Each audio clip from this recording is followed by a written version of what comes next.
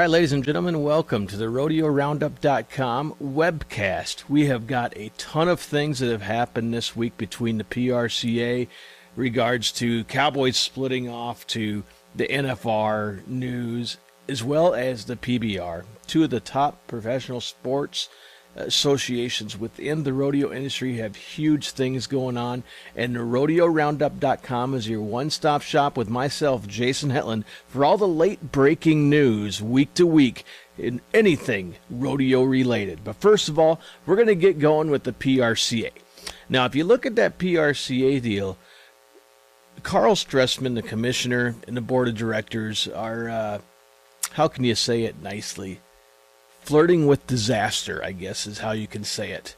The last day of the NFR, the 2013 season at Las Vegas, they brought the top Cowboys in and said, hey, you know what? Our contract is up here in 2015, and we're thinking about leaving because we're doing the best thing for you as competitors and the people, the faces, and the names of the sport. You know what? A lot of things have changed, and it's getting a little bit dicey within the PRCA. The first thing is, here's the deal, one thing that I don't understand. Everybody's been talking about, including myself on the RodeoRoundup.com, about the split in the Cowboys and, everything else. But the second to last day of the NFR, they had a press conference with Carl Stressman and the board of directors, and you could hear the gasps of air from all the media in that media room, and when the news broke. Mr. Stressman said, hey, you know what? We have decided that we are going to give exclusive television rights to our good friends from CBS Sports Network. Okay, here's the deal. They're paying CBS Sports Network millions of dollars to cover the event. On the table, prior to even that happening or that even being talked about, RFD-TV and their brand new, president and CEO, Randy Bernard, stepped in and said, hey, RFD-TV wants to pay the PRCA $1 million for exclusive television rights to cover the 10 days of the Wrangler National Finals Rodeo. So Carl Stressman and the board of directors of PRCA said, well, we don't want that $1 million from you, but we're going to pay CBS Sports Network. I don't understand it, and I'm not that much of a business savvy person, so I probably never will, but that's water under the bridge. It's done. It's happened. Nothing you can do about it. There is one thing that was hinging on that CBS Sports Network deal, though, was the top Cowboys, i.e. the ones that are participating in the Wrangler National Finals Rodeo. They want to do a year-long thing following the top rodeo athletes in the life and times each day throughout the season. So people on the other side of the television can get to know the Cowboys and Cowgirls personally. Now, this is where something else comes in.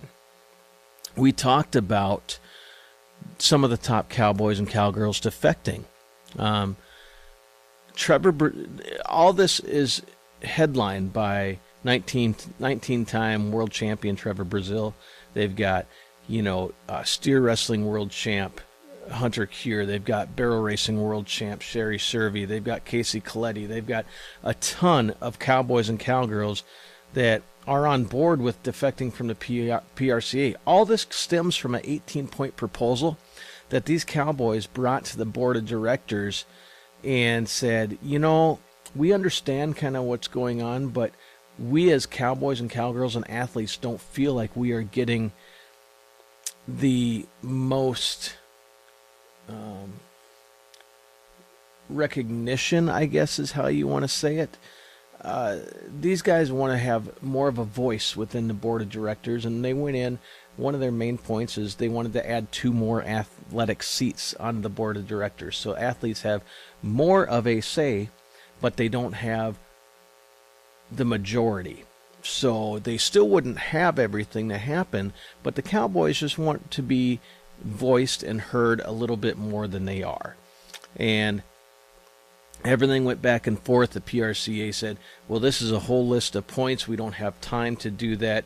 We need a little bit more time to be able to cover these points and look at them legally. And from what has been said, the PRCA came back and said, or the Cowboys came back and said, no, it's either here and now or not, and we're going to defect.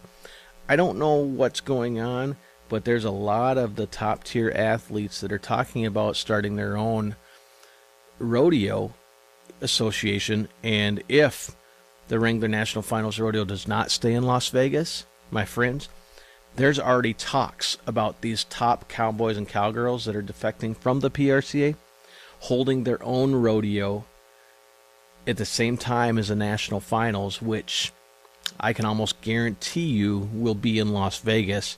It'll either make or break the PRCA. We don't know. But let's talk about the PRCA move.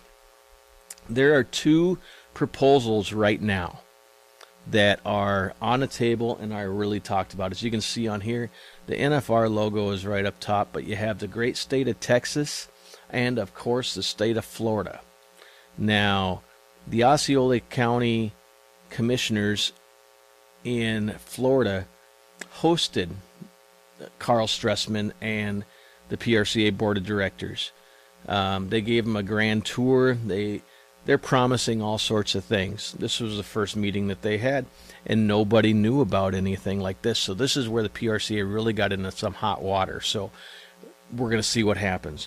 But part of the deal is Las Vegas Events made an offer to keep the PRCA past and the NFR past 2015 in Las Vegas for the Super Bowl, the rodeo. PRCA said, no, we are going to deny that offer, and on the same day voted to look at Florida. But here's the deal that's not a lot of people are talking about. Right now it is Monday, I believe it's the 11th or 12th, 13th. I think it's Monday the 13th of January right now. They have until tomorrow. Las Vegas Events is expecting to put out a counter offer to the PRCA and their board of directors to keep the NFR in Las Vegas. That is due tomorrow, Tuesday, January 14th. I don't know what's going to happen because not only did Florida come on, but Texas came on too. There's a lot of people in Texas that really are pushing to have the Super Bowl of rodeo, as they put it, back in Texas where they say it belongs. So first of all, let's talk about the Texas one. It was exclusively released right here from the folks that are right in negotiations for the state of Texas and our personal friends of myself, Jason Hetland, and the Rodeo Roundup, and have given me exclusive contact, yet to be unnamed because nothing is final. But tonight we broke the story that 100% sure, if the NFR does go to Texas, Dallas, Texas will be the host city, and the American Airlines the American Airlines Center in Dallas will be the host arena of the NFR. Now, we talked about the Thomas and Mack in Las Vegas. That's a 17,000 seat arena. Okay.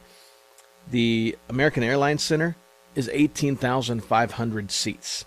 So you're gaining about 1,500 seats right there. And this all stemmed from kind of saying, three guys getting together say, man, we need to get the rodeo back in. So it started off with Texas House Representative member Cecil Bell Jr., NFR bareback rider Clint Cannon, and his brother Kirby Cannon. They said, man, let's get together and let's get the rodeo back to where we belong. So what happened was Governor Rick Perry, House Representative Cecil Bell Jr., Clint Corey, all these guys, Clint Cannon, Kirby Cannon, all had the board of directors to Texas. From what I understand from my sources in Texas, their offer blew Las Vegas Events and Florida's offer out of the water. There's almost no way that without counter offering anybody can compete with what Texas is offering. Like I said, I don't know exactly what it is. I'm hoping to get those details and give them to you. But it's going to be very interesting to see. And you know that Dallas and Texas are very meaningful into what they're saying, just due to the fact that it got released tonight and everybody's been pretty tight-lipped about it. But the Dallas Mavericks owner, Mark Cuban, has personally come forward and said, I want to be as part of this team to make sure that everybody understands that they have the financial backing to make this happen if you do decide that Dallas, Texas is the place for the Wrangler National Finals to be. Everybody knows Mark Cuban, obviously, from the hit TV reality show Shark Tank. And he's a multi-million-dollar entrepreneur, the owner of the Dallas Mavericks, and has a ton of money. Very excited to have the NFR have the opportunity to be in his hometown at Dallas at the American Airlines Center. Now, we're going to stop talking about Dallas after we do just the quote from Governor Rick Perry. It says, it is time to bring the National Finals Rodeo back to Texas where it belongs. Direct words from Governor Rick Perry, but we're going to see. Next, Florida. If you look at everything that Florida said, they're doing 2.5 times the money that Las Vegas Events has put up for the NFR in Las Vegas.